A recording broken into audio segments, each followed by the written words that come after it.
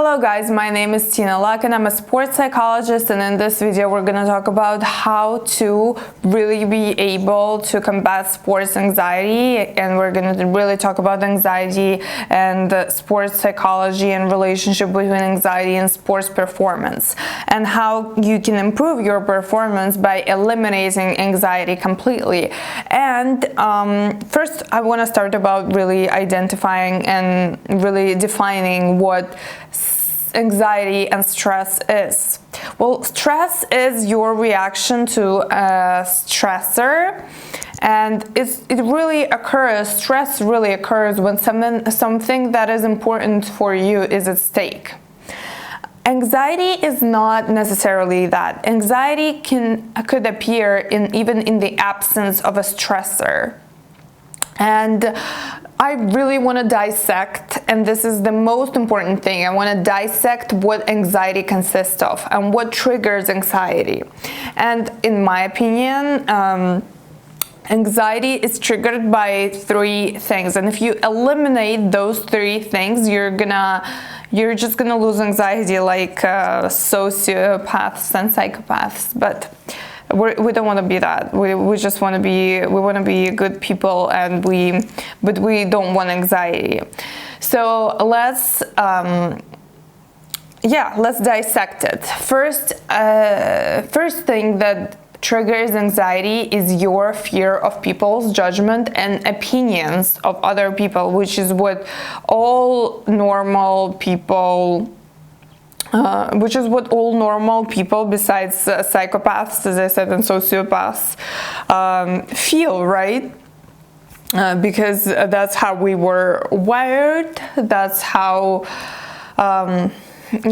we're born. We're born with this fear of being ostracized and with this fear of people's bad judgment of our behavior and who we are.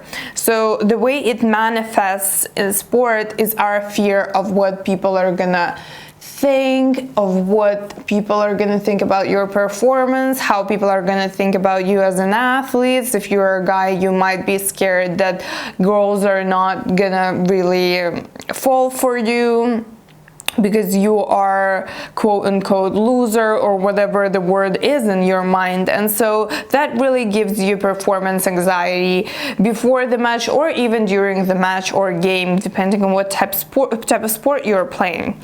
The second, and this is people's opinion, is what this video is really going to be focused on. If you want to watch about other two parts, you can find it on my playlist on my YouTube video.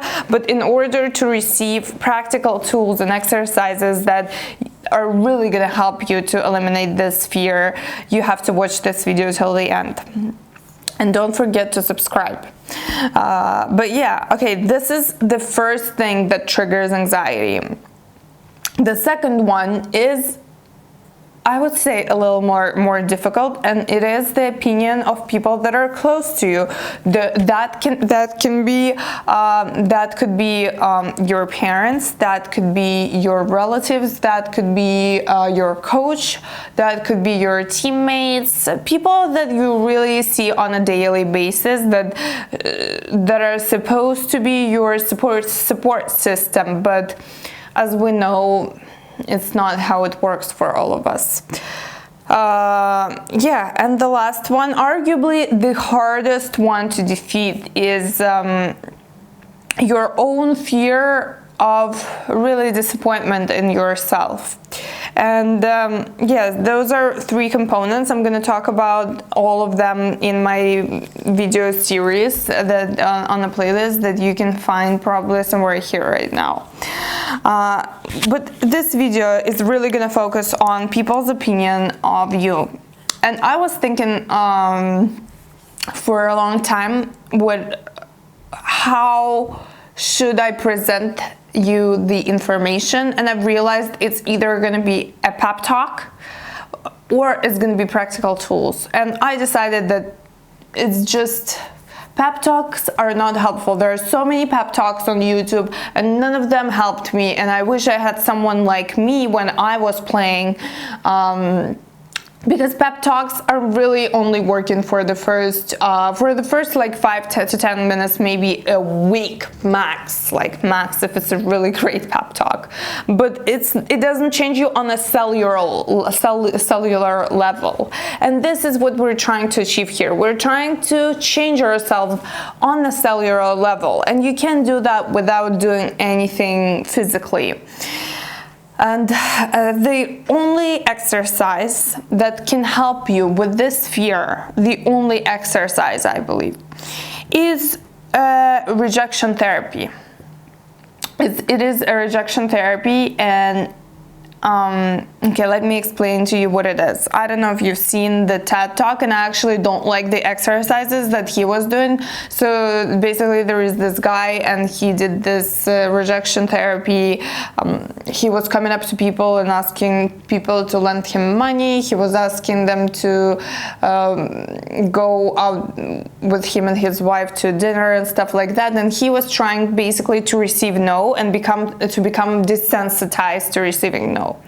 I personally was doing a completely different drill, and I don't want to share what drill I did personally, because it has to be different for everyone.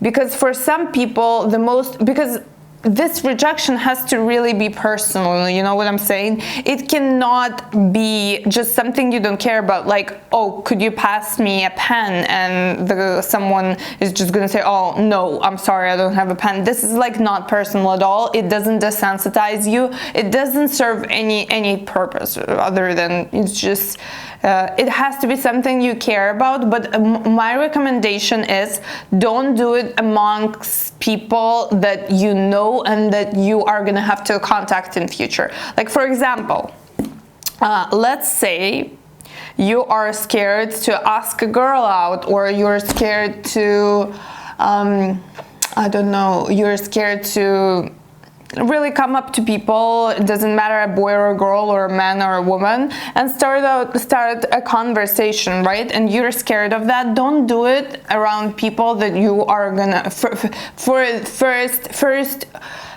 500 rejections. I do not recommend that you do it around people that you know and you're gonna have to contact later in your life, because it might feel like too traumatic, you know what I'm saying? Because at first you are going to be awkward with asking for help, asking for money, I don't know, asking to go out, and receiving different types of rejections depending on what your weakness is. So important thing here that you have to realize is that a big fat no is a success. No is a success. Yes is a failure. The more no you receive, the better. Because this is our goal. Our goal is to become desensitized to people's opinion. Because what is no? No is just someone's opinion about your, I don't know, ability to be a good boyfriend or a girlfriend. It is opinion about whether or not you can return money or not. It's just, no is an opinion. And we want, as I've said, that opinion to be as personal to you, because if you don't care, if it's something you don't care about, like a pen, it's not gonna work. And another really important thing here is you have to receive at least 100 no's within the next 7 days.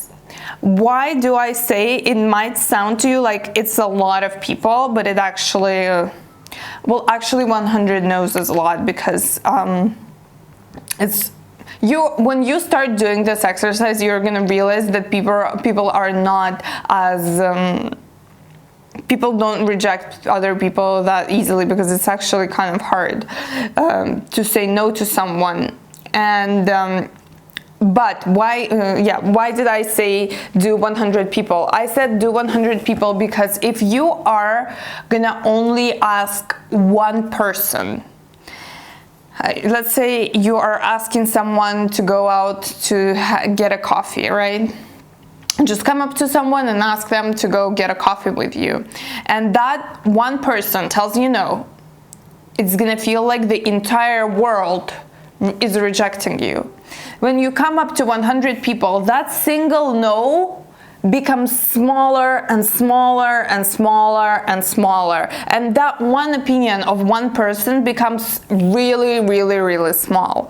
And let's imagine that you come up within the next 2 to 3 years, or you are gonna receive 10,000 no's.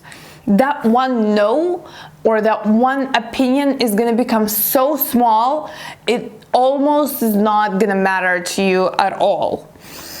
And this is what we're really trying to achieve. We're really trying to achieve this mental state where you just don't care about people's opinion, and you just have your own vision, and whatever people think or say, because people say a lot of things they don't think, and people think a lot of things that are not true, you can't just allow them to be affected by this. Whether they say good things about you or bad things about you, usually it has little to do with the real truth. And the real truth is that you basically decide yourself what your future is going to be like. And if you allow other people to affect your future and your opinion about what the future holds for you, you're just not going to get anywhere. And I feel like it's just a very simple concept, but it's really hard to overcome people's opinions unless you do this exercise, and it is 100% gonna help you. You are not gonna be the same person as you were before you did that exercise. It is really, truly life-changing, and you really have to stay persistent with it, and you really have to keep going, because first 10 people, you're gonna probably feel like extremely excited about this exercise, because you're gonna realize how easy it was, and then it's gonna be a little harder and harder and harder and harder. It's gonna get a little harder, but if you really persevere and you really receive 100 no's in a week, your life is just never gonna be the same. Another thing that I want to say, that I don't want to sound like a philosopher here, but I'm just sharing my ideas with you guys. And I'm not, like, I guess, old enough to be a philosopher, but what I've realized in my life, since I'm a sports psychologist right now and I'm not playing anymore, if you decide that you are not going to do sports anymore, right? If you decide that sport is not for you, and you think that when you leave a field or court or practice or whatever, you're not going to have to face that, bad news, you are. And it's just very important for your life, or for your sake and for your success and for your well-being, to just get trained in not believing other people's opinion of you and having your own opinion, and to really be desensitized to whatever people think and say. And yeah, so it's really important whether or not you're doing sports. It's just really gonna be a life-changing experience, and I'm excited for all people that are really planning on implementing what I've just said. And if you wanna, which you do, if you wanna, when you guys want to see my other videos on anxiety and sports performance, and what you guys can do in order to improve your sports performance and eliminate anxiety, click on one of the videos right here. Don't forget to subscribe, and thank you guys for watching this video. I love you.